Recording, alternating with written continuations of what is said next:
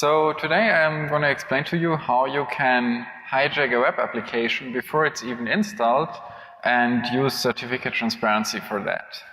So to get started, so you all know that we're using much more HTTPS these days, so there's a lot of effort to move the web to encrypted connections.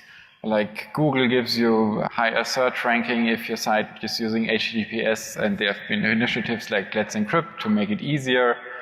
So yeah, so HTTPS is a very important piece of modern web security.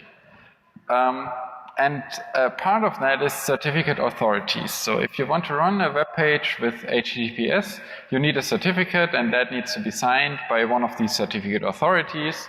And here are some of the bigger ones like Komodo, Symantec, and Let's Encrypt, which is like a new and a free one. And one question that comes up quite often is, how much can we trust these certificate authorities? And for many people, the answer to that question is just, no, we cannot trust them. Because there have been a lot of incidents in the past where certificate authorities have issued certificates for domains where they haven't been asked for, or even for rogue purposes, for attacking people. So many people don't trust this system very much. And something I hear very often is that people say, yeah, this whole system is broken, we need to get rid of it, we need to completely replace that with something else. That's something I hear very often, especially in the IT security community. The problem, however, with that is, in reality, I think nobody really has a plan with what to replace certificate authorities, or at least not any plan that is realistically feasible. And so what has been happening a lot in the past couple of years that people have thought, how can we improve this system? How can we make the existing system more secure? One thing that has happened is the so-called baseline requirements. So that's just a document that is writing down the rules under which these certificate authorities operate, and so how they should issue certificates, how they should check that a domain really belongs to the domain owner. And that's already improving a lot, because if something strange is going on and the certificate authority is doing things that it probably shouldn't do, then there's probably something in the baseline requirements where you can say, hey, here's a rule that's not allowed. Then there's a technology called HTTP public key pinning, which is a very strong protection, but it's also kind of dangerous because you could pin your site to a key and then lose the key. So this is a very strong technology, but you probably shouldn't use it unless you know exactly what you're doing. One other thing is called CAA, Certificate Authority Authorization. What's happening there is that you can define a DNS record which is saying, I only want certificates from this specific certificate authority and not from any other. And then there's this thing called certificate transparency, which will be the main topic of my talk. And the idea here is that we have public logs of certificates. So all the certificates, we put them in a log that is also verifiable in some cryptographic sense. So there's more transparency in that system so that people can watch what's going on. So I'm not going to talk about the details of how that works. So there's a lot of fancy crypto, there are Merkle hash trees used, then you get a lot of acronyms like signed certificate timestamps, signed tree heads, etc. The basic idea is all of that is to prevent cheating in that system. So the idea is to make it really hard for any actor in the system, whether it's a certificate authority or log operator, to make something appear like it isn't really. So this, for example, so these logs have some cryptographic integrity, and it is very hard to log something and then remove it again from the log without that being noted.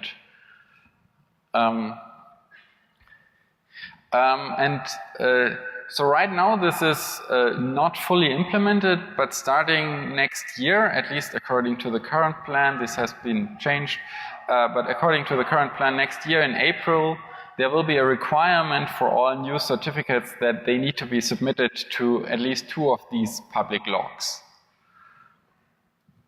But in practice today, a lot of certificates are already logged, and there are a number of reasons for that. So, for example, there are some certificate authorities that already submit their certificates to logs. One of them is Symantec, and they do it because Google said they have to do it because there were a lot of issues with Symantec in the past. Let's Encrypt is doing it voluntarily because they say they want to support this. They think this is a good system. Also Cloudflare is doing it, so if you register a Cloudflare site, you automatically get HTTPS and they submit the certificates to logs. And also the Google search engine crawler, so if the crawler from the Google search engine surfs to your site and you have HTTPS, then they will download the certificate and submit it to their logs. So, so in practice that means already today a lot of certificates are in these logs and get submitted pretty quickly to these logs. So you can think of certificate transparency like a bit like a CA watchdog.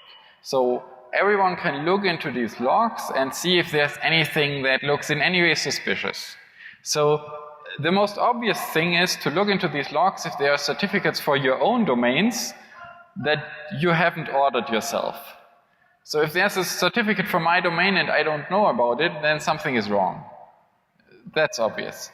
But there's also things like, if you look at this certificate, what's a bit suspicious here is that it's only valid for 1 day, and it's for Google.com. That was an internal test at Symantec. Apparently they have still submitted the certificate from their internal test to the public log. So Google found out about it.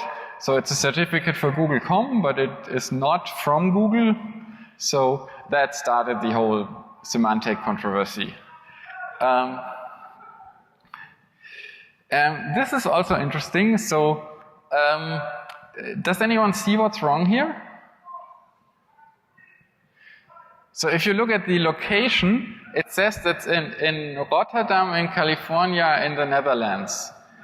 So I don't know about your geography skills, but California is, as far as I know, not part of the Netherlands.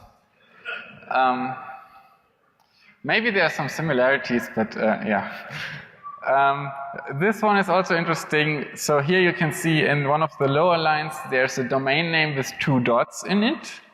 So it says .biz, and that's not a valid host name.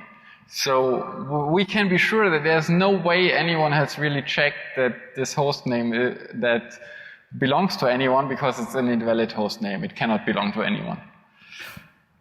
So here you can see like that this system really works. Like people are looking at these logs and are seeing, okay, here's something strange, here's something fishy, and we should report that, and yeah. And hopefully then the CA will not do it again in the future. If you want to check this out a bit, there's a search engine for certificates in certificate transparency on the URL CRTSH. That's very nice. That's operated by Komodo. So for example, the very easiest thing you could do right now is search there if there are certificates for your domain that you don't know.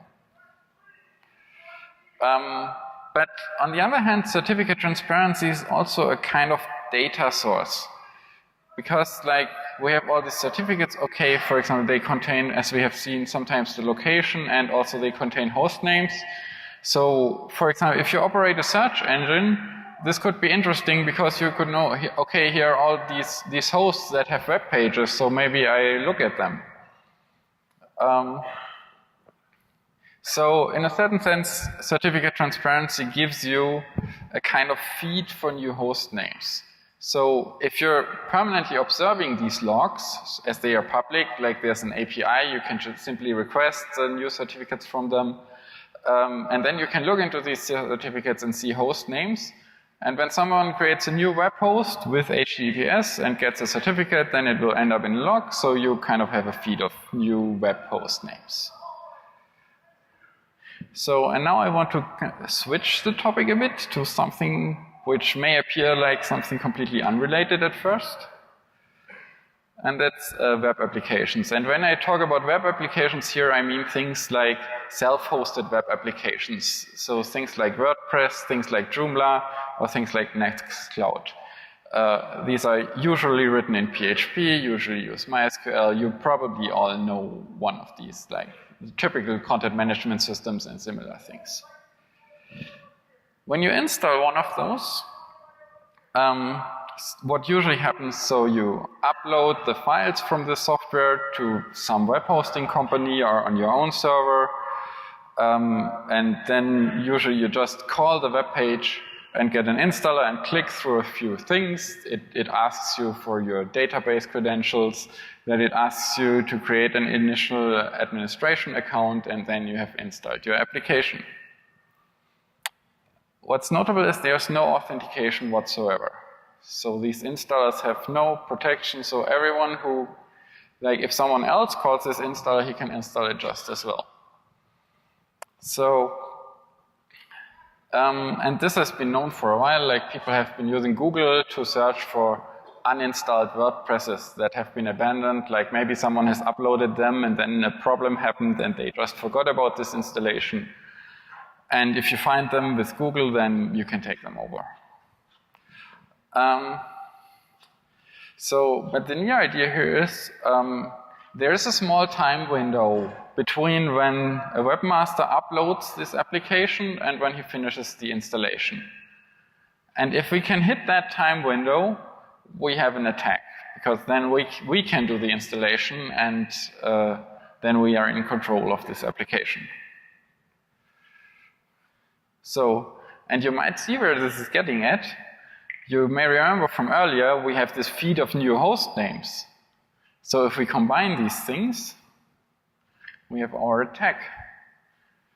So we can monitor the certificate transparency logs all the time, probably with some kind of cron job, with a script, automated, and extract all the host names.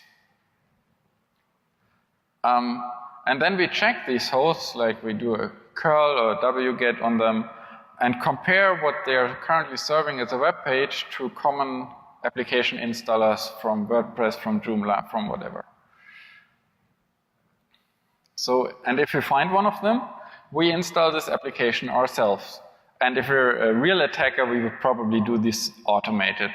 Of course, it's faster. Now then, when we have done this installation, we can upload a plugin, because all these applications usually have some kind of extension mechanism where you can upload a plugin, and basically that gives you code execution. And ideally we upload something that gives us further code execution, so we can just then execute arbitrary code. And what we do then is that we revert the installation. Because like how these installers work is usually just when they finish, they write down a config file, and if we delete that config file, then the installation is undone. So one thing we need for the whole thing are database credentials, but that's not a problem because you can just define an external MySQL host. And there's, for example, a service called freemysqlhosting.net, which offers free MySQL hosting, which is very convenient for what we're trying to do. Yeah, so we have a little demo. So what I'm doing here, this is this search engine I mentioned earlier. So, and what I'm now doing is, like I put in a %, which is a wildcard character, and then I put in .tlsfun.de. That is one of my own domains. And I'll make this a bit bigger. You see, like the very latest entry here is for blog.tlsfun.de. And let's just copy that URL and see what we can find there. Oh, this is a WordPress installation. That is nice. So we click on continue. Click another button. Okay, now we need these database credentials. And as I'm prepared for this, I already have database credentials here. As I said, from free MySQL hosting. And password. And this host.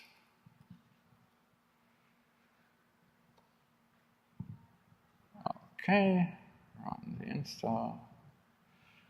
So now I need a site title, but I just use test, username admin, want some password from me, and an email. There I just use something at trash mail, and installation. Now it takes a bit. Okay, so it says WordPress has been installed. Thank you and enjoy. Login. So now I'm logging in with the admin account I just created with the password I just typed in.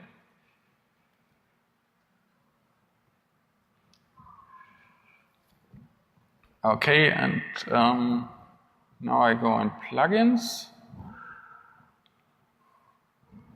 and click on add new. And here I can just install plugins from WordPress itself, but I can also click on upload plugin. So I can upload my own plugin, which I have prepared before, which is called Hijack, and we'll install it.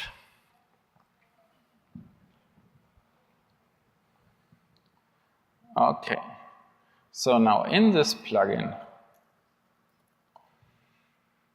I have a file called show.php, and it doesn't show me anything because it wants a secret.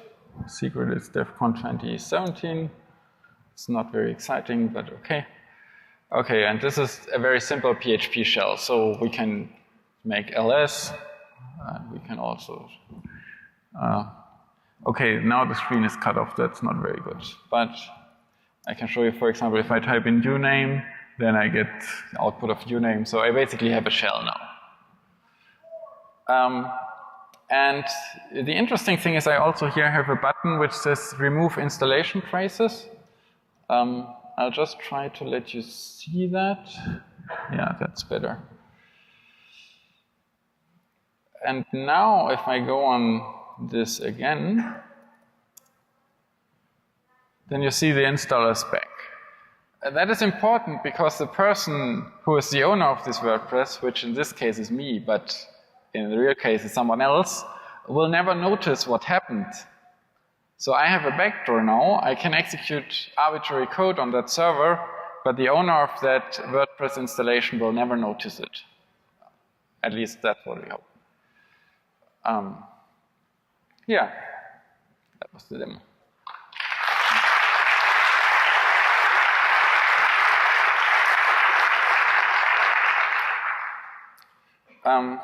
So one challenge here that we have is that the certificates are not immediately public. There's a time lag so it is a maximum 2 hours, but I have kind of measured it and it's usually about 30 minutes. So from certificate issuance till the certificate ends up in the log. But it doesn't really matter because there are still like enough people who will just create that host and then upload that WordPress and then go for a coffee and finish the installation later. So we'll just hit enough vulnerable hosts in that time frame. And this could also be further optimized. Like you could say, I'm not only checking a site once, but when I see a new host in the certificate transparency logs, I just check it every 5 minutes again and again for maybe a couple of hours. I ran a test script where I was searching for these installers with certificate transparency logs over 3 months. And I could have taken over 5,000 WordPress installations in that time. So that's quite a nice botnet. If you have 5,000 ways to execute PHP code, use that to send spam or host phishing sites or whatever. Also around 500 Joomla installations, 120 Nextcloud and 70 OwnCloud. The others were all quite low, so the others I would say it probably doesn't deserve the effort.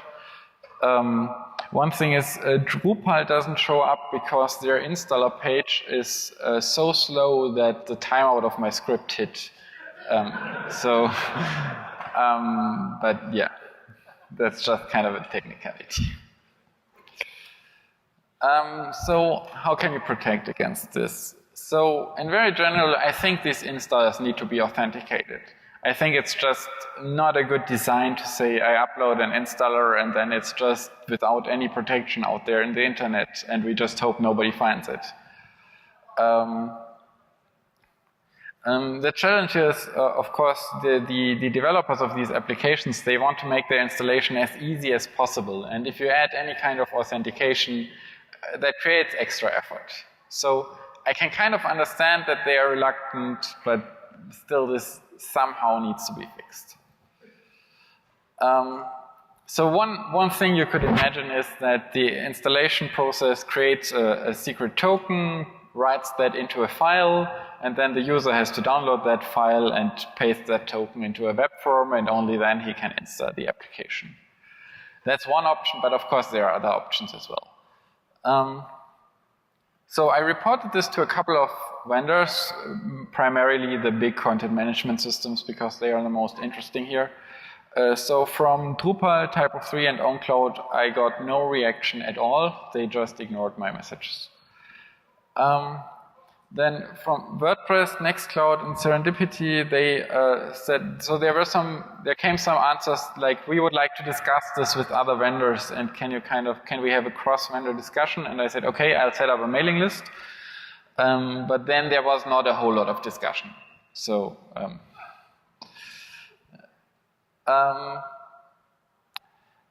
this is interesting. MediaWiki is not vulnerable to it and was not even before I did this research. And the reason is their installer works a bit different. So when you finish their installer, they don't just write the config file, but they provide the config file for download. And you have to download it and then upload it again to your web host. Otherwise, the installation doesn't get finished. Although MediaWiki allows you to use SQLite, and SQLite is file-based, so the installer still kind of allows you to create a file on the server, but you don't have a whole lot of control over it. So I don't think this can be exploited, but it's a nice challenge. So if any one of you has an idea how to exploit that, I would be very interested to hear about that. And then Joomla. Joomla was the only content management system that implemented a fix after I reported it to them. They released it a couple of days ago. And what they're doing is that it was basically my idea. The problem is I later decided that I don't like the idea anymore.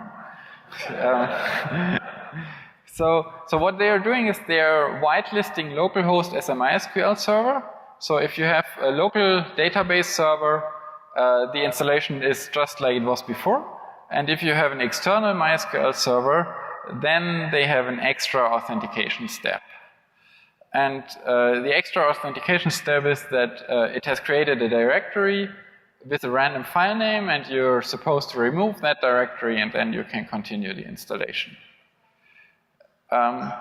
So why don't I like it? So the problem here is if you have a large web hosting company that may have thousands of customers on a single server, then it may just be that the attacker already has credentials for that server.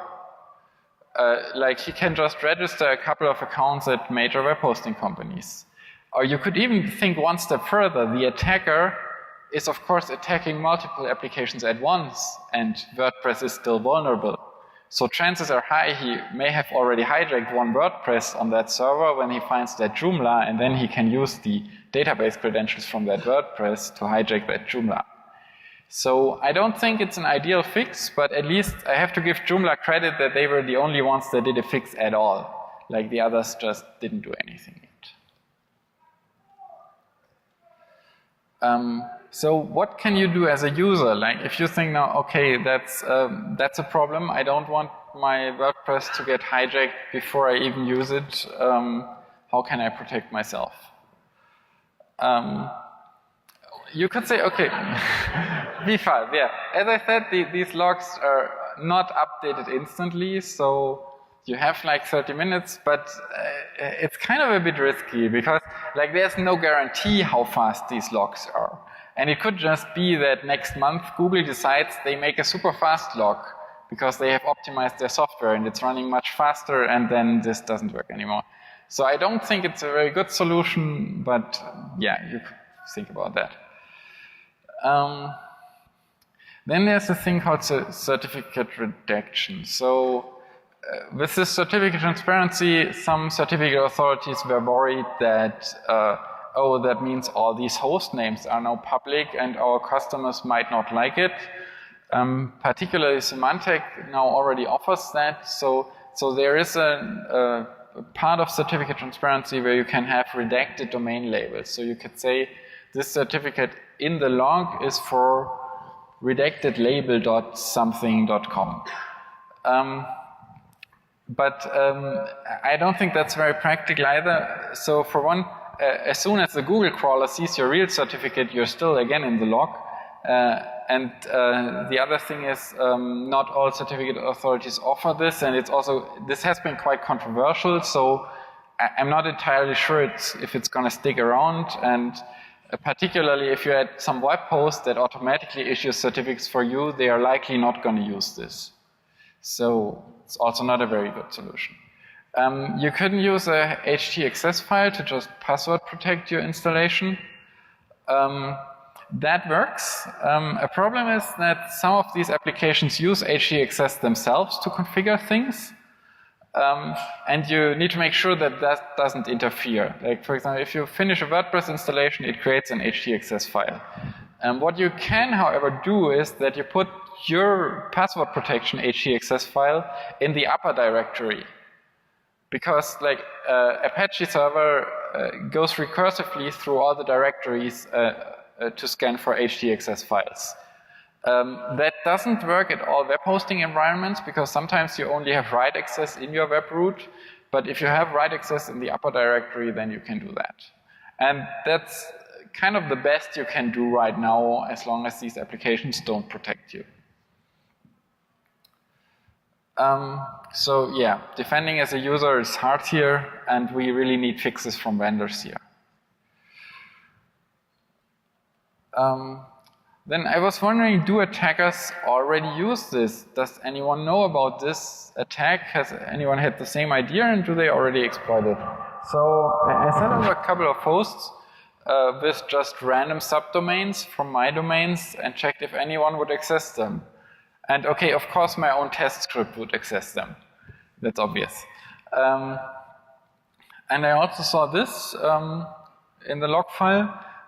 Which says Netcraft Survey Agent.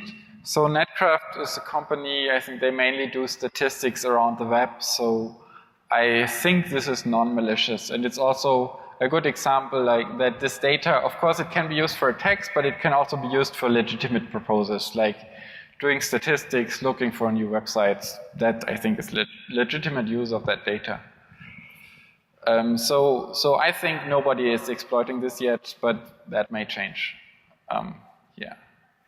So major takeaway, I think, is unauthenticated installs are a security risk, and I really think these web applications need to do something about that and should fix this. Then one thing, and I think that message many people haven't gotten yet, there are no more secret host names, at least if you use HTTPS. So if you ever had the idea in my company I could have internal secret something.companyname.com and there's an internal backend interface that nobody ever will find, forget about that. That has been a bad idea in the past anyway, because host names are not encrypted. Even if you use HTTPS, the host name is always visible on the traffic, both through DNS and through server name indication.